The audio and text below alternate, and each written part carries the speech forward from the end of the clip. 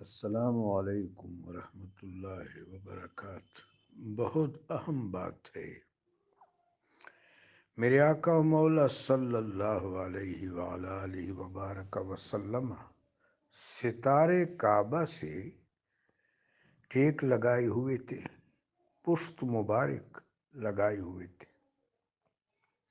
حضرت خباب ابن ارت رضی اللہ تعالی عنہ آپ کے پاس تشریف لائے اور کہا کہ اللہ کے محبوب، جو وعدہ نصرت کا آپ کے ساتھ رب جلیل نے کیا ہے وہ کب پورا ہوگا؟ ان کا استرار دیکھ کر میرے آقا و مولا صلی اللہ علیہ وآلہ وبارک وسلم نے وہی مبارک طریقہ اختیار فرمایا جو اللہ نے موسیٰ علیہ السلام کو تلقین کیا تھا، وَذَكِّرْهُمْ بِأَيَّامِ اللَّهِ، کہ ان کو صالحین کے واقعات سناؤ، اہل اللہ کے واقعات سناؤ، وہ لوگ جو اللہ سے متمسک تھے، محبوبان بارگاہ کے واقعات۔ میرے آقا و مولا علیہ السلام نے فرمایا، والذین خلوا من قبلکم مستهم الباساء والضراء مستهم البأساء والضراء وزلزلوا حتى يقول الرسول والذین آمنوا معه متى نصر اللہ الا ان نصر اللہ قریب۔ آپ سے پہلے جو لوگ گزرے ہیں، سخت ترین شدائد، آلام اور مصائب ان کو پہنچے، حتیٰ کہ ہلا مارے گئے۔ پھر وقت کے رسول علیہ السلام اور ان کے اہل ایمان ساتھی پکار اٹھے کہ اللہ کی مدد کہاں ہے؟ جوش الفت میں پکار اٹھے۔ کریم نے فرمایا کہ میری مدد قریب ہے۔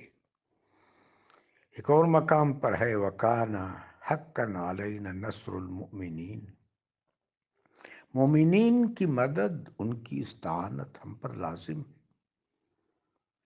اب سوچنا یہ ہے کہ آج کے جو مسائل ہیں امت کے، اس پر طلباء کو، اساتذہ کو، مربی حضرات کو اور خواتین کو سوچنا ہے کہ مسائل کا اصل مرکز کہاں پہ ہے۔ جب زلزلہ واقعہ ہوتا ہے تو یہ اعلان ہوتا ہے کہ فلاں جگہ پر اس زلزلہ کا مرکز تھا، کوہ ہندو کش میں تھا۔ تو دیکھنا یہ ہے کہ مسائل کا مرکز کہاں ہے۔ مسائل کا مرکز مسلمانوں کی اپنی انفرادی اور اجتماعی زندگیوں میں ہے۔ انفرادی طور پر ہم تزکیہ سے دستبردار ہیں، ہم اپنا تزکیہ نہیں کرتے، اپنے رب سے تعلق نہیں جوڑتے، اپنے نفس کو اطاعت پر اور اللہ کی معرفت پر آمادہ نہیں کرتے، اور اجتماعی طور پر ہمارا رویہ عدل اور امانت و دیانت سے برطرف ہے۔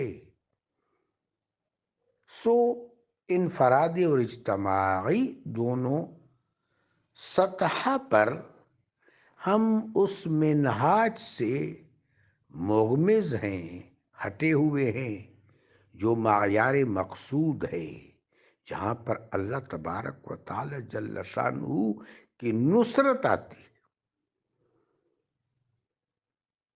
لہذا امت میں تصادم کا رجحان، تفرق کا رجحان، جمود کا رجحان اس منصب سے امت کو معزول کرنے کا باعث بنا۔ کنتم خیر امت مشروط ہے، تأمرون بالمعروف وتنہون عن المنکر وتؤمنون باللہ کے ساتھ، کہ اس صورت میں تم خیر امت ہوگے جب یہ فرائض جلیلہ سر انجام دو گے۔ ان الذین قالوا ربنا اللہ ثم استقاموا تتنزل علیہم الملائکۃ، جن لوگوں نے کہا کہ اللہ ہمارا رب ہے پھر اس پر ڈٹے رہے تو ان پر ملائکہ نازل ہوتے ہیں، ان کی تشفی کے لیے، ان کے سکینہ قلوب کے لیے۔ تو مختصر یہ کہ انفرادی سطح پر ہم جو تزکیہ سے دستبردار اور غافل ہیں، اور اجتماعی سطح پر عدل سے، عادلانہ رویے سے، تو داخلی سطح پر یہ چیز مرکز نقصان ہے۔ اور دوسرا، امت کے اندر یہ سوچ کہ ہم دوسروں سے متصادم ہیں، یہ بہت ہلاکت خیز سوچ ہے۔ ہم دوسروں سے متصادم نہیں، دوسروں سے متشامل ہیں۔ سب ہمارے بابا آدم علیہ الصلوۃ و والسلام کی اولاد ہیں۔ محبوب پاک صاحب الاولاق صلی اللہ علیہ وآلہ وبارک وسلم کا خط، آپ کا لیٹر، صرف ان چند افراد کے ہاتھ میں نہیں ہے۔ صحابہ اکرام، کسی کو ساسان کی طرف بھیجا، کسی کو بازنطین کی طرف بھیجا، کسی کو مصر کی طرف بھیجا۔ صرف وہ چند آقا و مولا علیہ السلام کے قاصد نہیں ہیں، سرکار دو عالم کا ہر امتی آپ کا قاصد ہے۔ میرے آقا صلی اللہ علیہ وآلہ وبارک وسلم نے فرمایا، بلغوا عنی ولو آیا، میری ایک بات بھی اگر آپ کو معلوم ہو تو وہ دوسروں تک پہنچاؤ۔ یہ آقا و مولا علیہ السلام کا لیٹر ہے، خط ہے، وثیقہ ہے، جو ہر امتی کے ہاتھ میں اور آگے پہنچانا ہے۔ لیکن اس کے لیے سب سے پہلے انسان کے اپنے اعمال قلبیہ کا متورع ہونا ضروری ہے، اور اعمال قلبیہ کا متخلص ہونا ضروری ہے۔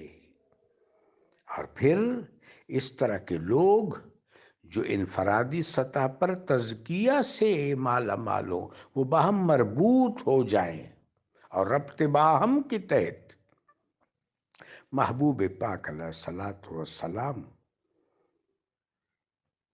کہ دین کی خوشبو کو ہر سینے تک پہنچانے کی سعی بلیغ کریں، تو حالات کی کایا آج بھی پلٹ سکتی ہے۔ جزاکم اللہ۔